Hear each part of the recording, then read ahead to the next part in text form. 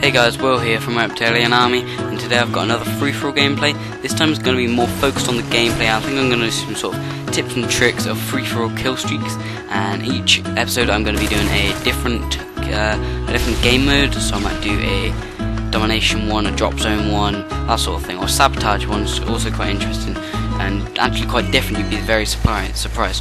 First of all, what I want to talk about is my class setup. First of all, pretty obvious, I got the ACR, silenced and kick.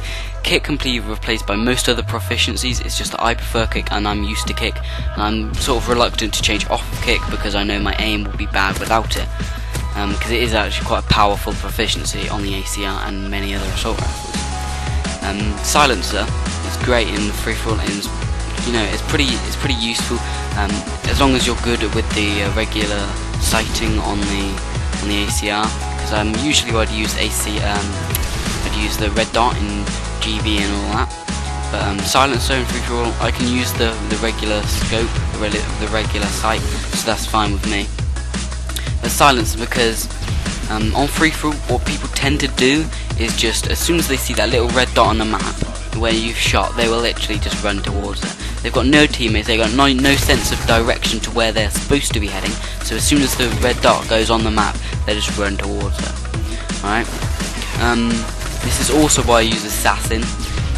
My second perk is Assassin for just that reason, because you can't be seen on the radar even from UAVs. So it's a bit different for UAVs because it's not shooting, and they will run at anybody, not just you, but it's still very, very useful. Semtex and concussion grenades, can't really speak there. Whatever you prefer you can use, except on for kill streaking I wouldn't really recommend throwing knife, but Semtex or frag grenade, great. Concussion, if you prefer flash, I prefer concussion. I think it's a bit quicker, and I just prefer it. I'm used to using it as well. Alright, however, be careful when using concussion and your grenades, because without quick draw, if you're used to quick draw, they will be different in your you'll find that if you just change off quick draw and you've been using quick draw for most of the classes, you'll find that you're actually you're grenading yourself. Next up we've got scavenger. Pretty obvious. Scavenge so you get more bullets, and if you're going for a kill streak, then it's going to turn out to be really, really useful. Stalker, found in gunfights, in 1v1 gunfights, they're really, really useful because they've got a moving target, a quick moving target if you're sort of moving to the side and using Stalker.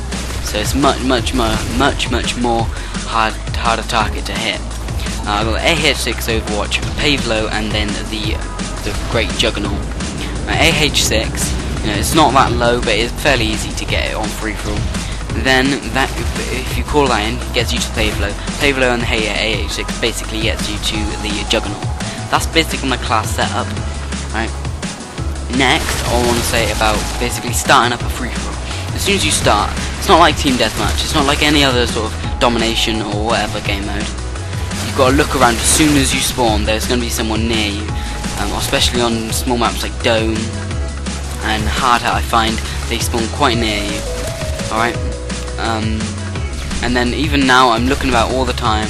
As soon as I see a little dot, I can just focus in on him, and if you look, I'm looking everywhere, because they really do spawn everywhere around you, really, really close. So as you can see, I'm sort of in a mini rampage here. It's not that hard to get this. It's actually a 15 kill streak, 15 point streak to get this Juggernaut, and the reload is pretty slow. I think he has Scavenger, Sit Rep, and I'm not sure if he has any other perks. That might be Quick Draw, I'm not sure.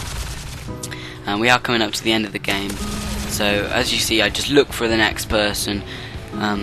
With the Juggernaut you have obviously you have loads of health, so you can literally just challenge everyone that wants to challenge you, basically.